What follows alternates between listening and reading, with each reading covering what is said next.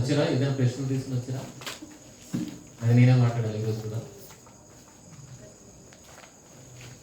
మళ్ళీ ప్రశ్న మీకు వదులుతాను, సమాధానం వచ్చే వారాల్లో మనం మాట్లాడుతాం. ఓకే, మీరు ఆలోచించాలి. ఈ తరగతి అదే కదా అంశం. మీరు ఆలోచించే వారుగా ఉండాలనేది ఈ క్లాస్ యొక్క ముఖ్య ఉద్దేశం. కనుక ఈరోజు కొన్ని ప్రశ్నలు మీ ముందుంచి దానికి మీరే సమాధానం వెతికేటట్లుగా చేయాలన్నది నా ఆలోచన. ప్రియమైన దేవుని పిల్లలారా, సువార్తలను మనం గమనించినట్లయితే సువార్తల్ని మత్తయి సువార్త సువార్తికుడు ఉద్దేశం యేసుక్రీస్తు వారిని ఎలా చూపించాలని చూడగలిగితే, యేసుక్రీస్తే రాబోయే మెస్సియా. ఎవరు? ఆయనే రాబోతున్న మెస్సియా అని ఆ సువార్తికుడు ఉద్దేశం ఏంటంటే యూదులకి ఈయనే మెస్సియా అని దృఢపరచాలి. కనుక అనేకమైన ప్రవచనాలు పాత నిబంధనకు సంబంధించి ప్రవచనాలు ఎత్తి చూపించి వారికి ఈ యేసే క్రీస్తు అన్న విషయాన్ని, మెస్సియా అన్న విషయాన్ని దృఢపరిచాడు. అలాగే మార్కు సువార్తకు వస్తే, మార్కు సువార్తికుడి యొక్క ఉద్దేశం ఏంటంటే ఆయన మనుష్య కుమారుడు. దేనికోసం వచ్చాడు? పరిచారము చేయడానికి వచ్చాడు. ఆయన టార్గెట్ అంతా దేని మీద వెళ్ళింది? ఆయన ఉద్దేశం అంతా మనుష్య కుమారుడు పరిచారం చేయడానికి వచ్చాడు అని అనేకమైన పరిచర్యలు, ఆయన చేసిన పరిచర్యలన్నింటినీ ఆయన చూపించడం అనేది జరుగుతుంది. అలాగే లోకా సువార్తకి వచ్చామనుకోండి, లోకా సువార్తలో లోకా గారు ఏం చూపించడానికి ప్రయత్నం చేస్తారంటే ఈయనే దేవుని కుమారుడు. ఈ యేసుక్రీస్తు ఎవరు? దేవుని కుమారుడు అన్నది ఆయన టార్గెట్. ఆ సువార్తలో దేవుని కుమారుడిని ప్రూవ్ చేయడానికి ఎన్ని సంగతులు అయినా దొరుకుతాయి, అన్ని సంగతులు అయినా చూపెడతారు. ఇంకా యోహాను సువార్తకు వస్తే యోహాను గారు ఏం చూపెడతారు చెప్పండి? యోహాను గారిది ఫైనల్ గా ఆయన దేవుడు అని చూపెట్టడానికి ఆయన ప్రయత్నం చేస్తారు. అదవుతుందా? మరి అపోస్తల కార్యాలు ఏంటి? అపోస్తల కార్యాలు లోకా గారు రాశారు. అపోస్తల కార్యాల్లో అపోస్తల కార్యాలను బట్టి ఏం చూపించడానికి లోకా గారు ప్రయత్నం చేశారు అంటే యేసు క్రీస్తే అందరికీ ప్రభువు. ఆ మొత్తం టీంలో, ఆ మొత్తం పత్రికలో మనకి ఏమొచ్చేస్తుంది? ఒకటి వస్తుంది, దాని మీదే గురి ఉంటుంది. అదేం చూపడతాడు? అన్ని జనులకైనా యూదులకైనా వేరే ఇతర ఎవరికైనా సరే ఎవరు ప్రభు? యేసుక్రీస్తే ప్రభు. ఈ విషయం ఎక్కడ ఉంటుంది? అపోస్తల కార్యాలు 10:36 యేసుక్రీస్తు అందరికీ ప్రభు. ఇది మెయిన్ టార్గెట్. అపోస్తలు ఎన్ని కార్యాలు చేసినా ఆ కార్యాలన్నిటికీ మెయిన్ ఉద్దేశం ఏంటంటే, ఈవెన్ పౌలు గారు కైసరు ఎదుట నించోవలసి వచ్చినప్పటికి కూడా కైసరు ఎదుట ఏం సాక్ష్యం ఇస్తాడు? యేసే ప్రభువు అన్నది సాక్ష్యం ఇవ్వాలి. కనుక మొత్తం అపోస్తల కార్యాలంతా యేసు ప్రభువుగా చూపించే ఉద్దేశం. కనుక ఇదంతా మీకు ఎందుకు చెప్తున్నానంటే, సువార్తలు కానీ పత్రికలు కానీ ఒక టార్గెటెడ్ గా, అంటే సమాజానికి ఈయనే క్రీస్తు అని దృఢపరిచే విధంగానే తీసుకెళ్ళి, అందులో అలా దృఢపరచడానికి కానీ ఏం చూపించారంటే పాత నిబంధన అనేకమైన వచనాల నెరవేర్పు. ఇవన్నీ యేసుక్రీస్తు వారు కూడా ఆయన బ్రతుకున్న కాలంలో ఆ శిష్యులకు దృఢపరచడానికి ఏం చూపించారు? ధర్మశాస్త్రం కానీ, మోషే గ్రంథం కానీ, ప్రవక్తల గ్రంథాలను కానీ చూపించి వారికి దృఢపరిచే ప్రయత్నము చేశారు. సో ఈరోజు మీ ముందు నేను ఉంచబోయే ప్రశ్నకు కూడా ఈ ప్రవక్తల వచనాలన్నీ ఆధారం చేసుకొని దానికి ఆన్సర్ అనేది మనం కనిపెట్టాల్సి ఉంది. ఇది ఎందుకు చెప్తున్నానో మీకు ముందుకు వెళ్ళినప్పటికీ అర్థమవుతుంది. ఇవన్నింటిని ఎందుకు వివరిస్తున్నానో కొద్దిగా ముందుకు వెళ్ళినప్పటికీ అర్థమవుతుంది. కనుక ఈ ప్రశ్నకు ఆన్సర్ తెలియాలి అని అంటే మన ప్రవక్తల వచనాలను కూడా కలగలిపి వాటిని దృష్టిలో పెట్టుకొని దానికి సమాధానాన్ని వెతికే ప్రయత్నం మనం చేయాలి. ఈరోజు సమాజం ఎలా ఉన్నదనే విషయం చూడగలిగితే, మేము ఒకటి నేర్చుకున్నాం, అదే రైట్ అని గుడ్డిగా వాదించే వాళ్ళు చాలా మంది ఉన్నారు. అందరూ నేను కూడా ఒకనే.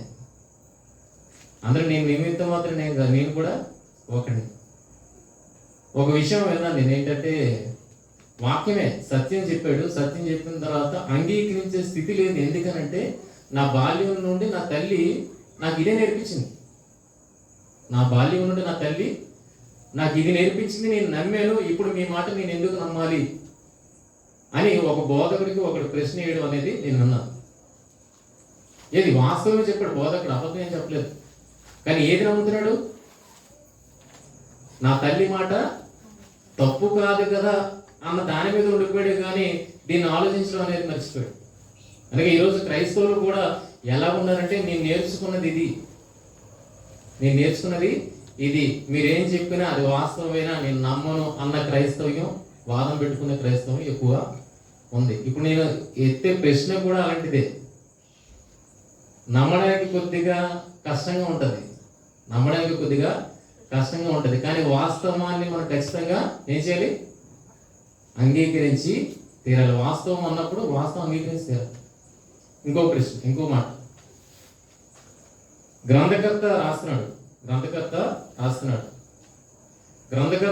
ఒక ఉద్దేశాన్ని మనకు అర్థం చేయడానికి రాస్తున్నాడు. అన్నప్పుడు ఇప్పుడు బైబిల్ చదువుతున్న మనం దేన్ని అర్థం చేసుకోవాలి?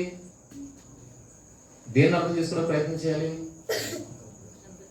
మన ఉద్దేశాన్న మనకు అర్థమైన రీతిలో దాన్ని తీసుకోవడానికి ప్రయత్నం చేయాలా, లేకపోతే గ్రంథకర్త చెబుతున్న ఉద్దేశాన్ని గ్రహించడానికి ప్రయత్నం చేయాలా కదా? ఆయన అందుకే రాస్తున్నాడు. మనకి ఒక విషయం తెలియదు, ఆ విషయం తెలియజేయడానికే గ్రంథకర్త రాస్తున్నాడు. అంటే అందులో ఆయన రాయడంలోని అర్థం ఉంది. ఇంకో ఈ విషయం తెలియాలి, ఒక విషయం ఉంది, అది తెలియాలి. మనకి మనం చదివేటప్పుడు మనకు అర్థమైనది తీసుకోవడానికి ప్రయత్నం చేయకూడదు. మనం ఏం అర్థం చేసుకోవాలి? గ్రంథకర్త ఏ ఉద్దేశంతో దీన్ని చెప్పే ప్రయత్నం చేస్తున్నాడో అది మనం తీసుకోవాలి. ఉపోద్ఘాతం అయిపోయింది కదా, అదవుతుందా? ఇప్పుడు గ్రంథకర్త ఉద్దేశాలు ఎన్ని ఉంటాయి? 2, 3 ఉంటాయా? ఎన్ని ఉంటాయి? ఒకటే ఉంది. 2, 3 ఉద్దేశాలు వస్తున్నాయంటే దాని అర్థం ఏంటి? అక్కడ ఎవరు చోటు చేస్తున్నారని అర్థం? మనిషి చోటు చేస్తున్నాడని. కానీ గ్రంథకర్త ఒకే ఉద్దేశాన్ని మనకు బయలుపరచడానికి ప్రయత్నం చేస్తున్నాడు అనేది అర్థం చేసుకోగలిగితే, ఉద్దేశం ఒకటే ఉన్నదన్నప్పుడు ఒకటే ఆన్సర్ ఉంటుంది, 2, 3 ఆన్సర్లు ఉంటాయి. కనుక ఈరోజు మీ ముందు ఉంచబోయే ప్రశ్న కూడా మీరు అనుకుంటారు చదివితే ఏంటి మాకు తెలియదు అనేసి. మత్తయి సువార్త 27వ అధ్యాయము 3 నుండి 10 వచనాలు. మత్తయి సువార్త 27వ అధ్యాయము 3 నుండి 10 వచనాలు. అదొకరు చదవాలి. తర్వాత అపోస్తలుల కార్యాలు 1వ అధ్యాయము 15-20 వచనాలు. అపోస్తలుల కార్యాలు 1వ అధ్యాయము 15-20 వచనాలు. ఏం చదువుతున్నా? మత్తయి సువార్త 27:3-10 చదువుతున్నాడు. 3 నుండి 10. అప్పుడు ఆయనను అప్పగించిన యూద ఆయనకు శిక్ష విధింపబడగా చూచి పశ్చాత్తాపపడి ఆ 30 వెండి నాణెములు ప్రధాన యాజకుల యొద్దకును పెద్దల యొద్దకును మరల తెచ్చి నేను నిరపరాధ రక్తమును అప్పగించి పాపము చేసినని చెప్పాను. వారు దానితో మాకేమి, నీవే చూచుకోనమని చెప్పగా అతడు ఆ వెండి నాణెములు దేవాలయంలో పారవేసి పోయి ఊరిపెట్టుకున్నాడు. ప్రధాన యాజకులు ఆ వెండి నాణెములు తీసుకొని ఇవి రక్త క్రయధనము గనుక వీటిని కానుక పెట్టెలో వేయతగదని చెప్పుకుంది. కాబట్టి వారు ఆలోచన చేసి వాటినిచ్చి పరదేశులను పాతి పెట్టుటకు కుమ్మరిపు అని పొలము కొనిరి. అందువలన నేటి వరకు ఆ పొలము రక్త పొలం అనబడుచున్నది. అప్పుడు విలువ కట్టబడిన వాని అనగా ఇజ్రాయేలులో కొందరు విలువ కట్టిన వాని క్రయధనమైన 30 వెండి నాణెములు తీసుకొని ప్రభు నాకు నియమించిన ప్రకారము వాటిని కుమ్మరి వాని పొలమునకిచ్చి అని ప్రవక్త అయిన ఇర్మియా జకరియా అని రాసుకోండి ద్వారా చెప్పబడిన మాట నెరవేరును. ఇదంతా చదివించాను మీకు. ఈ పాటికి ప్రశ్న తలెత్తారు, ఏం అడుగుదాం అనుకున్నాను అనేది. అపోస్తలుల కార్యాలు చదువుతాం ఇప్పుడు, మీకు వచ్చేస్తుంది. అపోస్తలుల కార్యాలు 1వ అధ్యాయము 15-20 వచనాలు. ఆ కాలమందు ఇంచుమించు 120 మంది సహోదరులు కూడి ఉండగా పేతురు వారి మధ్య నిలిచి ఇట్లనెను, సహోదరులారా, యేసును పట్టుకున్న వారికి త్రోవ చూపిన యోధాను గూర్చి పరిశుద్ధాత్మ దావీదు ద్వారా పూర్వం పలికిన లేఖనము నెరవేరవలసి ఉండెను. అతడు మనలో ఒకడిగా ఎంచబడిన వాడే ఈ పరిచర్యలో పాల్పొందెను. ద్రోహం వలన సంపాదించిన రూకలనిచ్చి ఒక పొలము కొనెను. అతడు తలక్రిందులుగా పడి నడిమికి బద్దలైనందున అతని తీగలనియు బయటికి వచ్చెను. ఈ సంగతి యెరూషలేములో కాపురం ఉన్న వారందరికీ తెలియవచ్చును. కనుక వారి భాషలో ఆ పొలము అకెల్దమ అనబడి ఉన్నది. దానికి రక్త భూమి అని అర్థం. ఇందుకు ప్రమాణముగా అతని ఇల్లు పాడైపోనుగాక, దానిలో ఎవడునో కాపురం ఉండకపోనుగాక, అది ఉద్యోగం వేరొకరు తీసుకున్నగాక అని కీర్తనల గ్రంథంలో వ్రాయబడినది. మత్తయి గారు మాట్లాడిన దానికి జకరియా గ్రంథాన్ని కోట్ చేశారు. అలాగే అపోస్తలుల కార్యములు లూకా గారు రాస్తూ దానికి కీర్తనల గ్రంథాన్ని కోట్ చేశారు. అంటే వీటికి ఏది ఆధారం? వీటికి ఏది ఆధారం చెప్తున్నారు? ప్రవక్తల గ్రంథాలు ఆధారం అన్న విషయాన్ని చెప్తున్నారు. ఇప్పుడు మీ ముందున్న ప్రశ్న ఏంటంటే, ఇప్పటివరకు మనం విన్నది, అర్థం చేసుకున్నది ఏంటి, నేను కూడా నేర్చుకున్నది ఏంటి అన్న చూడగలిగితే, పైన ఏమన్నారు? ఇక్కడ మత్తయి సువార్తలో ఏమన్నారు? ఆయన నాణ్యములు విసిరేశాడట. యేసుక్రీస్తు శిక్ష విధించినప్పుడు పశ్చాత్తాపడి ఆ 30 వెండి నాణ్యములు ప్రధాన యాజకుల యొద్దకు విసిరేశాడు. వింటున్నారా? విసిరేశాడు. విసిరేసిన తర్వాత ఏమైంది? విసిరేసిన తర్వాత ఊరి పెట్టుకున్నాడు. ఇప్పుడు నాణ్యాలు విసిరేసిన తర్వాత వాటిని అన్ని ప్రధాన యాజకులు ఏరారు. అది ఎక్కడ వేయడానికి యోగ్యం కాదు, కానుక పెట్టిలో వేయడానికి యోగ్యం కాదు. కనుక ఏం చేశారు వాళ్ళు? ఆ డబ్బును తీసుకుని వెళ్ళి ఒక కుమ్మరవాణి పొలము కొన్నారు. దేనికి ఆ కుమ్మరవాణి పొలం కొన్నారు? పరదేశులను పాతి పెట్టుటకు, అది సమాధి స్థలముగా ఉండడానికి. ఓకేనా? ఇప్పుడు ఎవరు కొన్నారని ఉంది ఇక్కడ? ప్రధాన యాజకుడు. ఓకేనా? ఇప్పుడు అపోస్తలుల కార్యాలకు వచ్చినప్పటికి ఏముంది?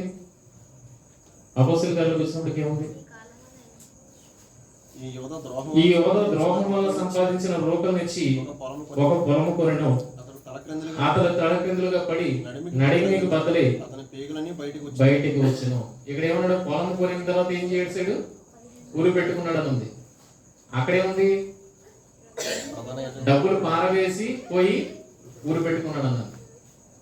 కానీ డబ్బులతో అయితే ఏదో ఒక స్థలాన్ని అక్కడ కొన్నట్టుంది, ఇక్కడ కొన్నట్టుంది. ఇంతకీ ఊరు పెట్టుకున్న తర్వాత పొలం కొన్నారా, లేదా పొలం కొనిన తర్వాత ఊరు పెట్టుకున్నాడు? ప్రశ్న అర్థమైందా? ఏది చెప్పండి, మీకే ప్రశ్న. ఇప్పుడు మనం విన్నది ఏంటి? నేను విన్నది చెప్తాను. నేను విన్నది ఏంటంటే, యోధ ద్రోహం చేశాడన్న విషయం అర్థమైపోయింది.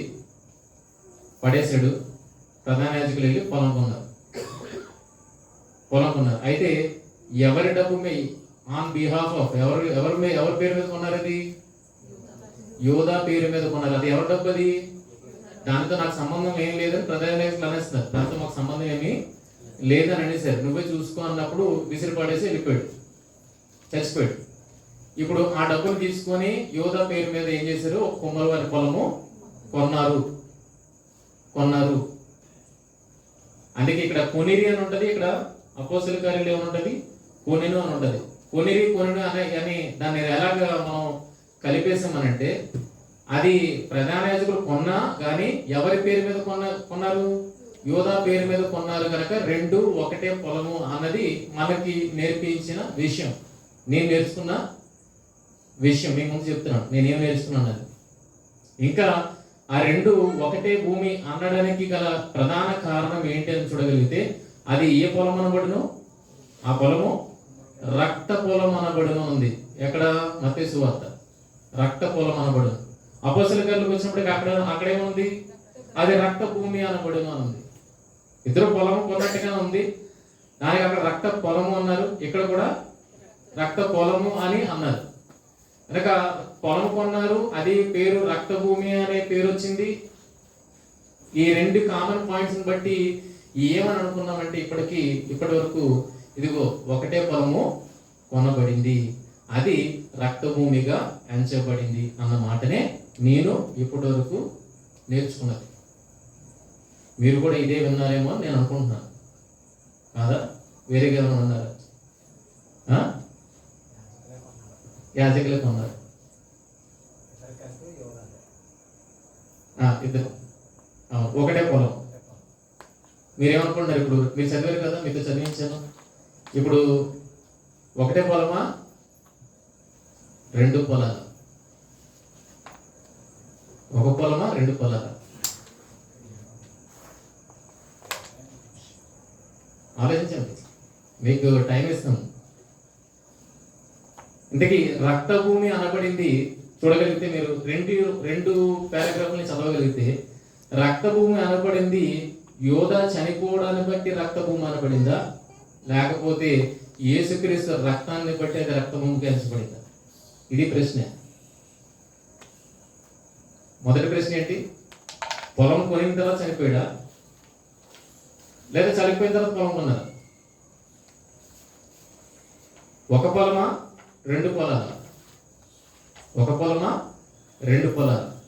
ఇది రక్తభూమి అనిపించుకుంది అనుకుంటే ఎవరి రక్తాన్ని బట్టి అది రక్తభూమి అనిపించింది? యోధా రక్తాన్ని బట్టి రక్తభూమి అనిపించుకుందా, అయితే యేసుక్రీస్తు రక్తాన్ని బట్టి అది రక్తభూమి అనిపించుకుందా? చూడండి ఎన్ని ప్రశ్నలు వచ్చాయో, ఎన్ని ప్రశ్నలు వచ్చాయో. ఇవన్నీ ప్రశ్నలు మనం వేసుకుంటేనే మనం ఆలోచనలో పడతాం. అక్కడి నుండి మన స్టడీ అనేది స్టార్ట్ అవుతుంది.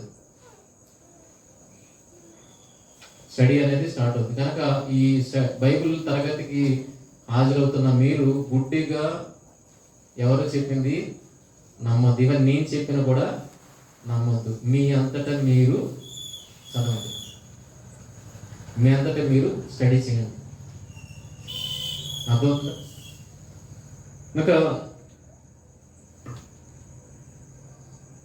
ఇంకా ఈ విషయాన్ని ఆలోచించడానికి ఏది రైట్ ఏది రాంగ్ అనేది చిన్న క్లూస్ ఇస్తాం.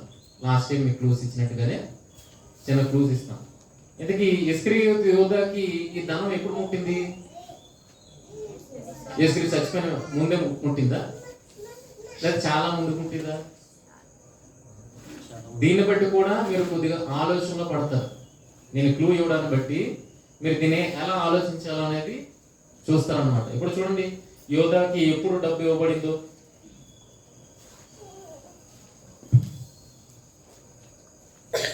మత్తయి సువార్త 26వ అధ్యాయము 14 నుండి 16 వచనం చూడండి. మత్తయి సువార్త 26వ అధ్యాయము 14 నుండి 16 వచనాలు. అప్పుడు 12 మందిలో ఒకడుగు ఇస్కరియోతు యూదా ప్రధాన యాజకుల యొద్దకు వెళ్ళి, నేను ఆయనను మీకు అప్పగించిన ఎడల నాకేమి ఇస్తురని వారిని అడిగాను. అందుకు వారు 30 వెండి నాణెములు తూచి వానికి ఇచ్చిరి. వాడు అప్పటి నుండి ఆయనను అప్పగించుటకు తగిన సమయము కనిపెట్టుచుండెను. అంటే ఎంత ముందు డబ్బులు దొరికి యోధకి? ఏంటి రేపు సిలివేస్తున్నారు, ఈరోజు దొరికింది అనుకుంటున్నారా? ఇది క్లూ. ఇది దాన్ని విడగొట్టడానికి, ఆ క్వశ్చన్ ని మీరు ఛేదించడానికి ఇది ఒక క్లూ. ఏంటో క్లూ అంటే యోధకి ఎప్పుడు డబ్బులు ముట్టాయి? యేసుక్రీస్తు చనిపోవడానికి చాలా ముందు ముట్టాయా, లేకపోతే యేసుక్రీస్తు చనిపోవడానికి ముందు ముట్టాయా? చాలా ముందు. ఇప్పుడు చాలా ముందు ముట్టే అన్నప్పుడు మొట్టమొదటిగా ఏం చేస్తారో మీరు ఆలోచించండి. దీన్ని బట్టి మీరు ఆలోచించండి. పొలం కొని మృతి చెందాడా, లేదా మృతి చెందిన తర్వాత పొలం కొన్నాడు? అర్థమవుతుందా? ఈ క్లూని పట్టుకొని వెళ్ళాలి మీరు. ఇంకొక క్లూ మీకు ఇవ్వడానికి ప్రయత్నం చేస్తాను.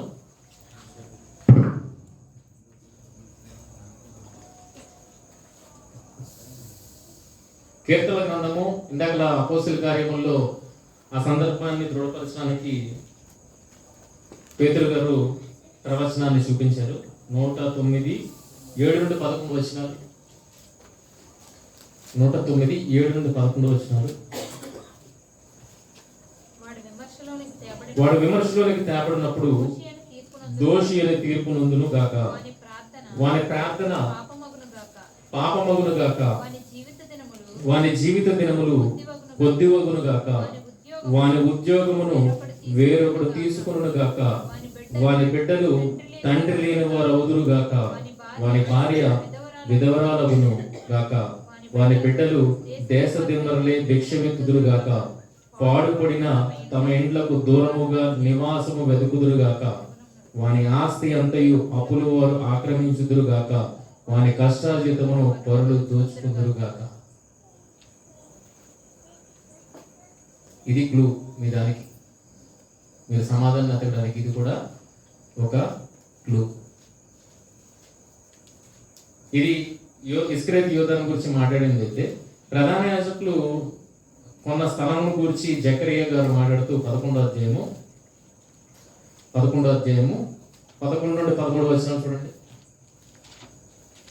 జకరియా గ్రంథము 11వ అధ్యాయము 11 నుండి 13 వచనాలు.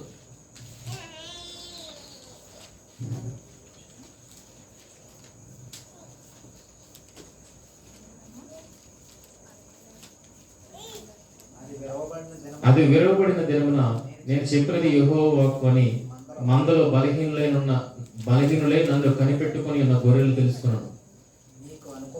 మీకు అనుకూలమైన ఎడల నా కూలి నాకు ఈడి, లేని ఎడల మానివేయడని నేను వారికి అనగా, వారు నా కూలికే 30 తులముల వెండి తూచిచ్చిరి. యెహోవా ఎంతో అబ్బురముగా వారు నాకు ఏర్పరిచిన క్రయధనమును కుమ్మరికి పారవేయమని నాకు ఆజ్ఞేయగా, నేను ఆ 30 తులముల వెండిని తీసుకుని యెహోవా మందిరంలో కుమ్మరికి పారవేసి తిని. ఇది ప్రధాన యాజకులు కుమ్మరమని పొలం కొన్నారు కదండి, దాన్ని దృఢపరిచే ప్రవచనం. ఏ ప్రవచనం ఉన్నా దేని కొరకు అది?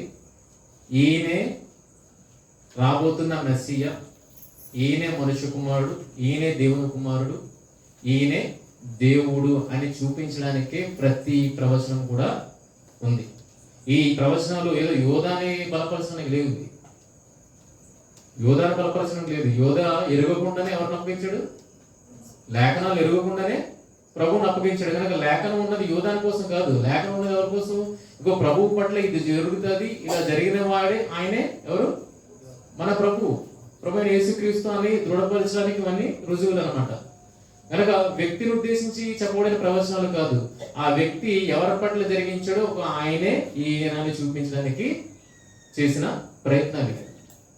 కనుక ఇవి మీకు క్లూస్. ఇవి కీర్తనలు 109 కానీ జకరియా 11 కానీ ఇవి ఏవైతే మత్తయి గారు ఎత్తుకున్నారో అలాగే పేతురు గారు ఎత్తుకున్నారో వాటిని దృఢపరచడానికి ఈ ప్రవచనాలు ఎత్తుకున్నారు. ఓకేనా? అయితే ఒక విషయాన్ని మిమ్మల్ని అడుగుతాను.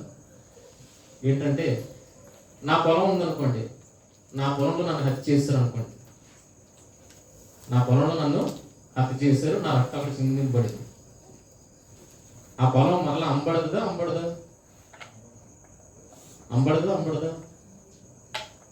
ఏముంది? ఎవరికి తెలుసు? చచ్చిపోడని తీసి పడేస్తారు పక్కకి, నెక్స్ట్ డే సేలను పెట్టేస్తారు, వెళ్ళిపోద్దా? మరి ఇక్కడ రక్తభూమి అనే పేరు ఎందుకు ఉండిపోయింది అలాగా? ఎప్పుడు ఆలోచించారా? రక్తభూమి అనే పేరు ఎందుకు ఉండిపోయింది అలాగా? ఆలోచిస్తున్నారా? ఆలోచించట్లేదు. వీళ్ళు యోధా చచ్చిపోయినప్పటికీ కూడా యోధా నడిమికి బద్దలైపోయి చచ్చిపోయాడు. ఇందాక మీకు అడిగాను కదా, పొలం రక్తభూమి అనబడింది దేన్ని బట్టి? యోధా రక్తాన్ని బట్ట, యేసుక్రీస్తు రక్తాన్ని బట్ట. ఇప్పుడు యోధా నడిమికి బద్దలైపోయాడు, అదే పొలంలో బద్దలైపోతే ఏముంది? యోధను తీసేస్తారు, పొలం అమ్మేస్తారు కదా. మరి అది రక్తభూమి అని ఎందుకు అనిపించబడింది?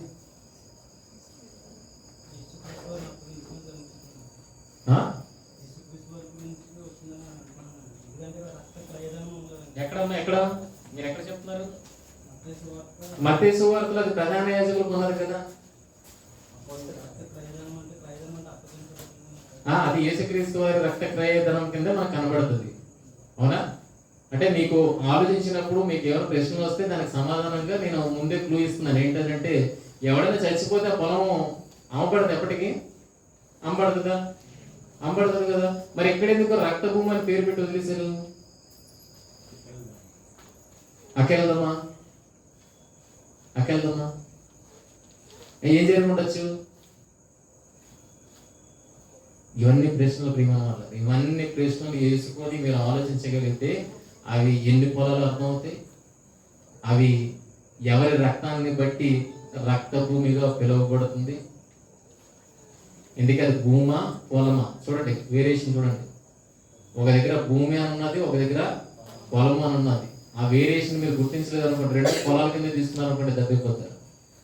ఒక దగ్గర ఏమన్నది రక్త భూమి అని ఉంది, ఇంకొక దగ్గర ఉంది కుమ్మరవారి పొలం దగ్గర రక్త పొలం అన్నాడు. భూమికి పొలంకి చాలా తేడా ఉంది. భూమికి పొలంకి నేను ఇల్లు కట్టుకోవడానికి భూమి కొన్నాను అంటే ఎంత భూమి కొని ఉంటాను? నేను ఇల్లు కొనుక్కోవడానికి. అదే నేను పొలం కొన్నాను అనుకోండి, పొలం ఎలా కొంటాను? ఎకరాల్లో కొంటాను. ఇప్పుడు సమాధులకి పరదేశం సమాధులు చేయబడడానికంటే అది ఎంత విస్తీర్ణం ఉండాలి? ఇల్లు కట్టుకునే విస్తీర్ణం సరిపోద్దా? అర్థం. వేరియేషన్ గమనించండి, భూమికి పొలాలకి మధ్య వేరియేషన్ గమనించాలి. సమాధులకి ఎంత పెద్ద ప్లేస్ ఉంటుంది? మీకు ఎక్కడ ఉంటుందో నాకు తెలియదు, కానీ అక్కడ సమాధులు నిండిపోయి మళ్ళీ వేరు పెద్ద ప్లేస్ ఇచ్చారు. ఎక్కడ? దుమ్ములపేట. మళ్ళీ కొత్త ప్లేస్ చాలా పెద్దది. అంటే సమాధులకి ఎంత పెద్ద కావాలి? చాలా పెద్దది కాదు. ఇల్లు కట్టుకోవడానికి నీకు భూమికి పొలానికి కూడా వ్యత్యాసాన్ని మీరు గమనించాలి. రెండు పొలం అనుకుని మనం వెళ్తే దెబ్బైపోతాం. ఇప్పటికీ అలాగే దెబ్బైపోయి ఆ రెండు ఒకటే. రెండు ఒకటా రెండా నేను చెప్పను, అది నెక్స్ట్ క్లాస్లో మీరే ఈ క్లూస్ని తీసుకొని నాతో చెప్తారు. కనుక ఇస్కరియోతు యోధ ఏ స్థలానికి చెందినవాడని ఇప్పుడే నేను చూసినప్పుడు నాకు తెలిసిన విషయం ఇప్పుడే తెలిసింది. ఏంటంటే ఇస్కరియోతు యోధ తండ్రి పేరేంటి? సీమోను. నేను ఇప్పటివరకు ఇస్కరియోతు యోధ అనగానే తండ్రి పేరేమో అనుకున్నాను, కానీ కాదు. యోధ తండ్రి పేరు సీమోను ఇస్కరియోతు. సీమోను ఇస్కరియోతు అంటే ఇస్కరియోతు అనేది ఊరి పేరు తప్పితే అది ఏ పేరు కాదు. అదే పేరు ఊరి పేరు. ఇస్కరియోతు యోధ అంటే ఇప్పుడు మగ్దలేని మరియా ఉంది. మరియాకి మగ్దల అనే పేరు ఎందుకు వచ్చింది? ఆవిడ ఆ ప్రాంతం నుండి వచ్చింది. అలాగే ఇస్కరియోతు యోధ అన్న ఆయన కూడా ఎక్కడి నుండి వచ్చిన వాడు నాకు తెలియదు. యాక్చువల్గా ఇస్కరియోతు యోధ ఎక్కడి నుండి వచ్చాడు అన్నది ఆలోచన నాకు తెలియదు.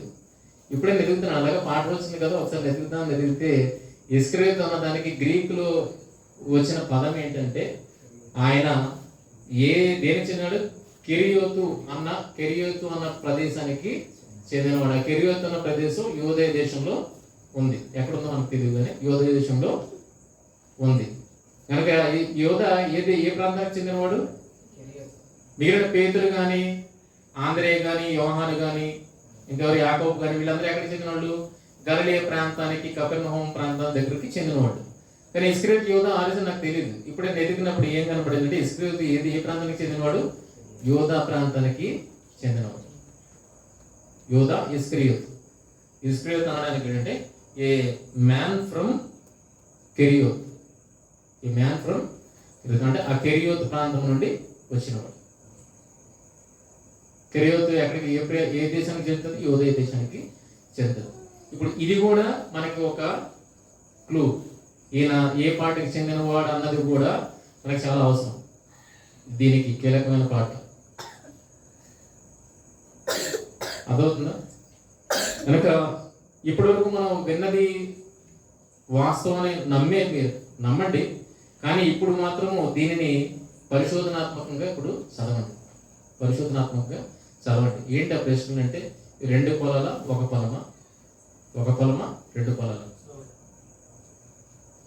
ఏమన్నారు? స్లోగా చెప్పాలా? ఓకే. ఇది ఒక పొలమా, రెండు పొలాల? కొనిన తర్వాత ఊరు పెట్టుకున్నాడా? కొనకు ముందు ఊరు పెట్టుకున్నాడా, లేదా ఊరు పెట్టుకున్న తర్వాత కొన్నాడా? ఇందుకి రక్తభూమి అన్నది ఎవరి రక్తాన్ని బట్టి? అది యోధా రక్తాన్ని బట్ట, లేకపోతే యేసుక్రీస్తు రక్తాన్ని బట్ట? ఇంకా అది భూమా పొలమా? పోదామా? చూడండి ఎన్ని ప్రశ్నలు వచ్చి, ఇన్ని ప్రశ్నలు మనం వేసుకొని వెళ్ళగలిగితే మనకు అర్థమవుతుంది. ఇప్పుడు కీర్తన గ్రంథంలో మీరు చూడగలిగితే, కీర్తన గ్రంథంలో ఎవరి జీవిత చరిత్ర అక్కడ నిక్షిప్తమైంది? యోధా జీవితం. ఇప్పుడు ఇది కూడా చాలా ఇంపార్టెంట్. యోధా, మీకు ఇస్తున్నాను, క్లూ ఇస్తున్నాను. యోధా దొంగిలిస్తూ వచ్చేవాడు, ప్రభు సంచి నుండి దొంగిలిస్తూ వచ్చేవాడు. దొంగిలిస్తూ వచ్చేవాడికి ఏది బాగుంది చెప్పండి? ఏది బాగుంది? ప్రభువుని అప్పగిస్తే బాగుంటుందా, లేకపోతే దొంగిలిస్తూ ఉంటే బాగుంటుందా? ఏది బాగుంది? కానీ అప్పగించాడు అని అంటే అంటే అప్పగించిన తర్వాత ఈయన ఉద్యోగం ఉండదు, పరిచర్లో పాలిభాగస్తులు ఉండదు, రెండోది ప్రభు ఉండడు. అంటే ఏముండదు? సంచి ఉండదు. మరి సంచి ఉండదు అన్నప్పుడు ప్రభువును అప్పగించడానికి సిద్ధపడ్డాడంటే ఈయన సర్ప్లస్ లో ఉన్నాడా, అంటే సమృద్ధిగా ఉన్నాడా, అప్పుల్లో ఉన్నాడా? సమృద్ధిగా ఉన్నాడు, అప్పుల్లో ఉన్నాడు? సమృద్ధిగా ఉన్నాడు. దేనితోటి? 30 వెండి నాణాలతో సమృద్ధి వచ్చింది. 30 వెండి నాణాలతోటి సమృద్ధి వచ్చింది. కానీ కీర్తన ఏమంటుంది? ఏమంటుంది చూడండి. కీర్తన 109.